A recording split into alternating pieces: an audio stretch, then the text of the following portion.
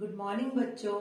आज मैं आपको प्रेजेंट टेंस का दूसरा भाग प्रेजेंट कंटिन्यूअस टेंस पढ़ाऊंगी।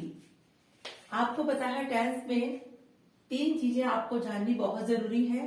पहला पहचान, वाक्य की पहचान, वाक्य के अंत में रहा है, रही है और रहे हैं आता है।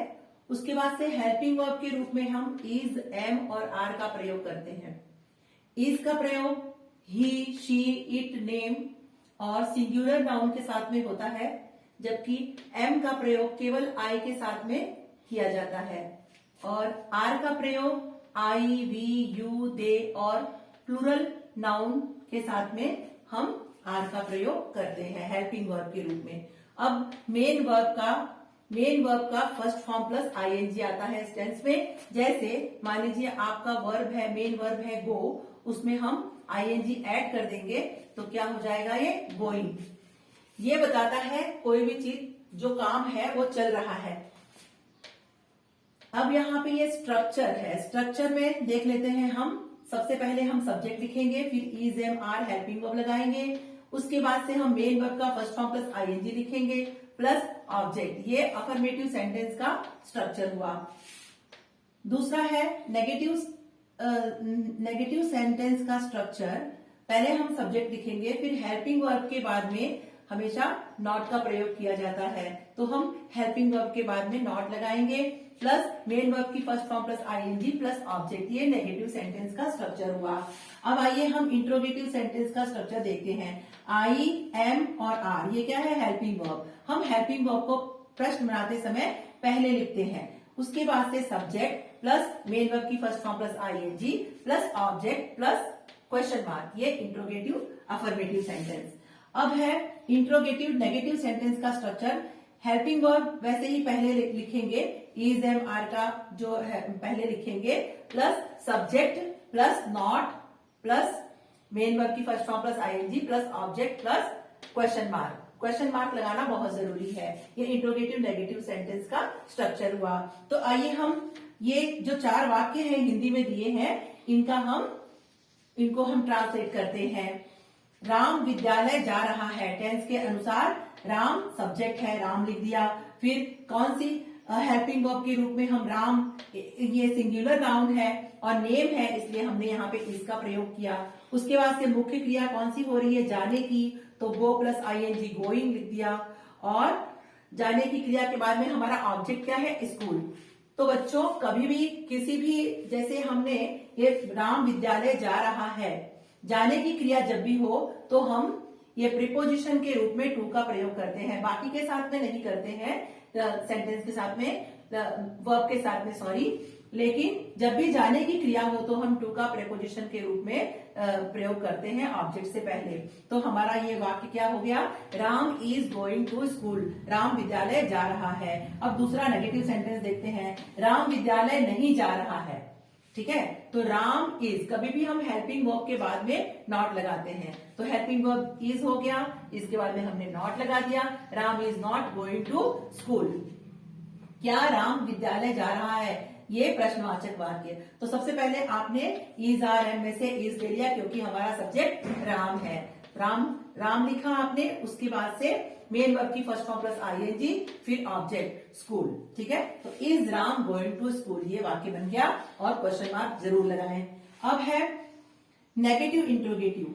ठीक है, तो ये क्या राम विद्यालय जा रहा है, इसका हम बनाएंगे।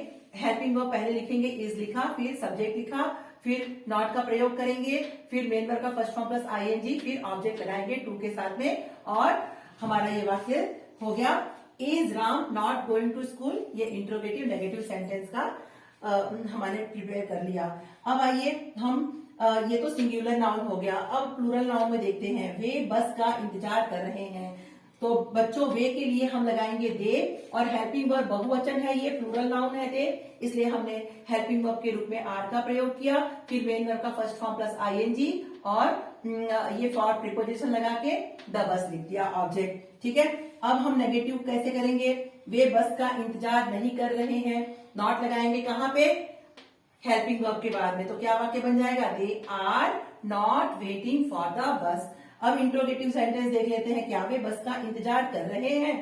तो हम सबसे पहले हेल्पिंग वर्ब लिखेंगे आर, फिर सब्जेक्ट लगाएंगे, फिर मेन वर्ब का फर्स्ट फॉर्म प्लस आईएनजी, फिर हम ऑब्जेक्ट लिखेंगे फॉर प्रीपोजिशन लगा के द बस, क्वेश्चन मार्क लगा देंगे। अब नेगेटिव सेंटेंस देखेंगे, इंट्रोगेटिव, क्या वे बस का इंतजार नहीं कर रहे हैं। तो हेल्पिंग वर्ब पहले लिखेंगे are they not waiting for the bus, question mark. ये हो गया हमारा ये सिंगुलर और प्लूरल नाउन के ये सेंटेंसेस बना लिए हमने। तो बच्चों और देखते हैं हम इसमें एडवर्बियल्स क्या लगते हैं। एडवर्बियल्स इस टेंस में होंगे at this time, right now, at the moment, at this time. अस्थायी स्थिति में एडवर्बियल्स हैं these days, now a days, presently, for the time being. अब आइए यहाँ पे हम आ जाते हैं कि निकट भविष्य में होने वाले किसी कार्य को व्यक्त करने के लिए भी हम प्रेजेंट कंटिन्यूअस टेंस का प्रयोग करते हैं। जब जैसे I am going to Mumbai tomorrow, ठीक है, ये निकट भविष्य में जो भी ऐसे वाक्य होते हैं उसके लिए हम प्रेजेंट कंटिन्यूअस टेंस का प्रयोग कर लेते हैं। अब देखिए दूसरा है, इसके बाद जब वाक्य प्रेजेंट रूटीन हो या चल रहा हो, प्रेजेंट कंटिन्यूअस टेंस का प्रयोग न करें वहां पे, बल्कि प्रेजेंट सिंपल या इंडेफिनिट टेंस का प्रयोग करें। जैसे my father works in a bank, my father works in a bank, यहाँ पे मेन वर्ब के साथ में एस लग गया है, ये क्या है, सिंपल और indefinite tense. And my brother studies in a school, ये दो वाक्य एक साथ में है, my father works in a bank and my brother studies in a school. यहाँ पर देखिए बच्चों, ये स्टडीज और यहाँ पे ये वर्क्स, ये क्या है बता रहा है, ये इंडेफिनिट टेंस का यहाँ पे प्रयोग करना चाहिए ऐसे वाक्यों में। जैसे माय फादर, ये तो हमने देख लिया। अब आगे चलते हैं, यदि कार्य ऐसा हो जो कुछ अवधि के लिए ही रूटीन एक्शन में रहे तो प्रेजेंट कंटिन्यूअस टेंस का प्रयोग किया जा सकता है।